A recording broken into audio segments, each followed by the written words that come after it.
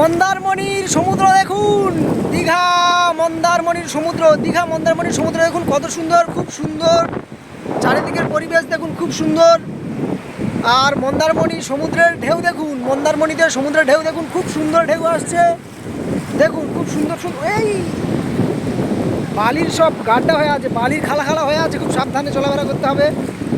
এইখানে নদীতে চোরাই বালি থাকে। আপনারা যারা সমুদ্রে মন্দারমণি বা দীঘায় ঘুরতে যাবেন খুব সাবধানে নামবেন, কারণ একা একা বেশি খালার দিকে যাবেন না। চোরাই বালি থাকলে আপনাকে টেনে নিয়ে চলে যাবে। আর বেশি সাহস দেখে খালায় যেতে যাবেন না,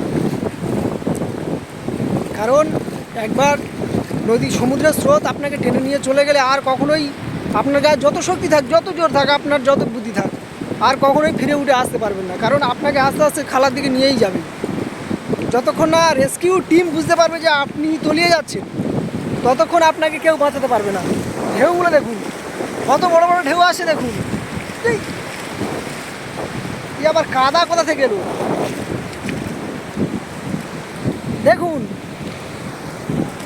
খুব সুন্দর পরিবেশ। এখন একটু লোক কম আছে, কারণ এখন 10টা বাজে। বিকাল টাইমে প্রচুর লোক হয়, বিকাল টাইমে প্রচুর লোক হয়।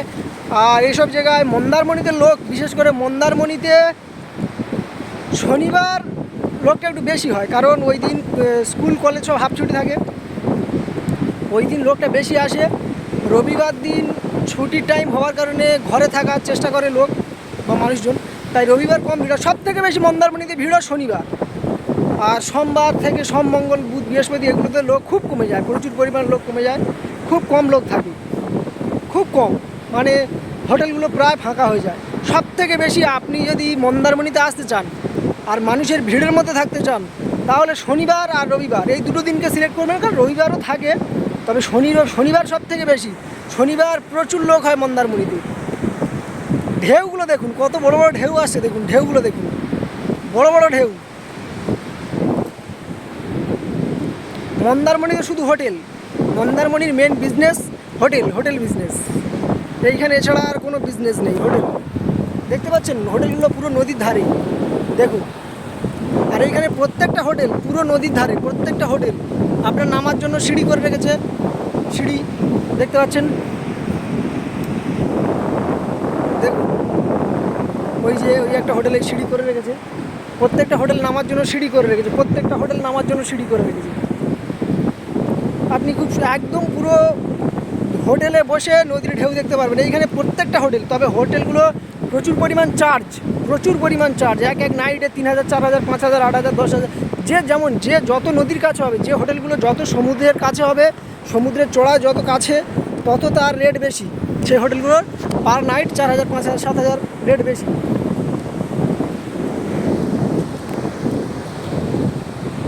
দেখুন আমাদের একজন পাবলিক কিছু দেখা পেয়েছে, কি স্বর্ণ,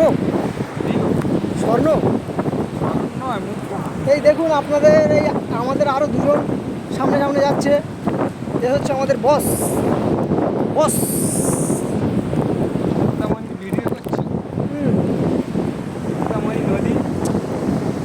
আপনারা জীবনে কখনো আর এইরকম ঘোরার সুযোগ পাবেন না।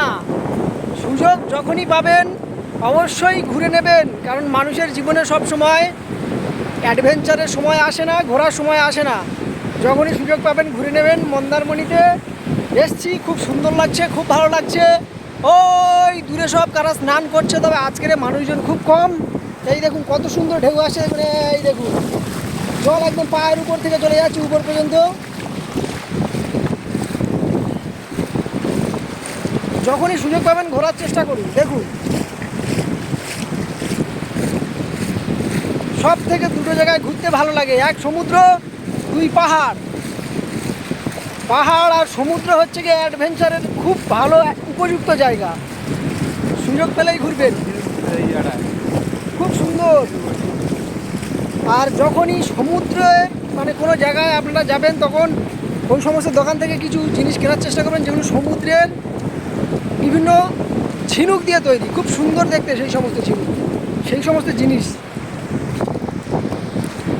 শুধু মন্দারমণির ঢেউগুলো আসছে দেখুন, আর ঢেউয়ের শব্দগুলো শুনুন, গর্জন করে আসছে, বাঘের মতো গর্জন করে আসছে ঢেউগুলো। আমরা প্রায় প্রত্যেক দিন সমুদ্রে নামছি, 1.5 ঘন্টা 2 ঘন্টার কম কেউ উঠছি না। খুব মজা লাগছে, খুব মজা, অসাধারণ। আবার কবে আসতে পারবো জানি না। এসছি এবারে, প্রচুর মজা লুটে নিয়ে বাড়ি চলে যাব। মজাগুলো নিয়ে গিয়ে বাড়িতে রেখে দেবো ভিডিওর মাধ্যমে গুছিয়ে, পরে দেখবো আর মজা নেব। টাটা, আবার পরে দেখা হবে যদি আসতে পারি।